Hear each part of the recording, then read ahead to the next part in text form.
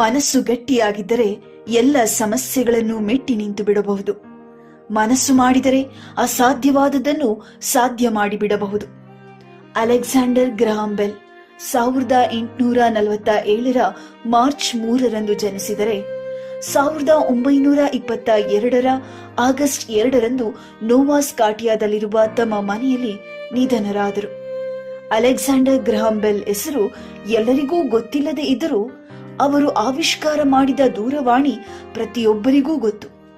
11 ವರ್ಷದವರೆಗೂ ಶಾಲೆಯನ್ನೇ ಸೇರದೆ ಸರಿಯಾಗಿ ವಿದ್ಯಾರ್ಥಿಯ ಜೀವನವನ್ನು ಅನುಭವ ಮಾಡದೇ ಇದ್ದ ಗ್ರಹಾಂ ಬೆಲ್ನಲ್ಲಿ ಹೊಸ ಹೊಸ ಆವಿಷ್ಕಾರಗಳನ್ನು ಮಾಡುವ ಸೃಜನಶೀಲತೆ ಇತ್ತು.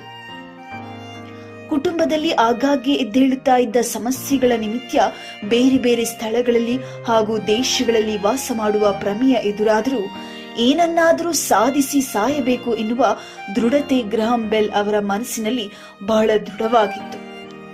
ಜೊತೆಗೆ ಹುಟ್ಟಿದ ಹಿರಿಯ ಹಾಗೂ ಕಿರಿಯ ಇಬ್ಬರೂ ಸಹೋದರರನ್ನು ಕ್ಷಯರೋಗ ನಿಮಿತ್ತವಾಗಿ ಕಳೆದುಕೊಂಡರು.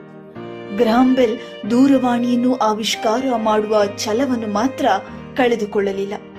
ಗ್ರಹಾಂ ಬೆಲ್ ಕುಟುಂಬದಲ್ಲಿಯೇ ತಾಯಿ ಹಾಗೂ ಪತ್ನಿಗೆ ಕಿವಿ ಕೇಳುವ ಸಮಸ್ಯೆ ಇದ್ದರೂ ಆ ಸಮಸ್ಯೆಯನ್ನೇ ಪ್ರೇರಣೆಯನ್ನಾಗಿ ಮಾಡಿಕೊಂಡು ಪ್ರಪಂಚಕ್ಕೆಲ್ಲ ಸಮಸ್ಯೆಯಿಂದಲೇ ಪರಿಹಾರ ಎನ್ನುವುದನ್ನು ತಿಳಿಸುತ್ತಾರೆ.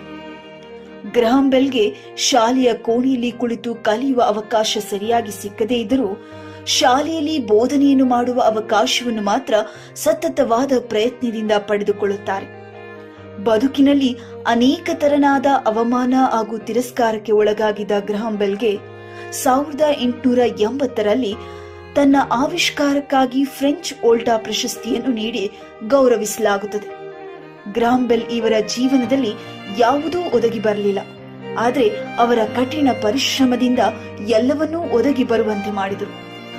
ಗ್ರಹಾಂ ಬೆಲ್ ರವರ ಹೋರಾಟದ ಬದುಕು ಒಂದು ಹೊಸ ಆವಿಷ್ಕಾರಕ್ಕೆ ನಾಂದಿ ಹಾಡಿತು. ಕಾರಣವನ್ನು ಕೇಳಿದರೆ ಸಾವಿರಾರು ಕಾರಣಗಳು ಹುಟ್ಟಿಕೊಳ್ಳುತ್ತವೆ.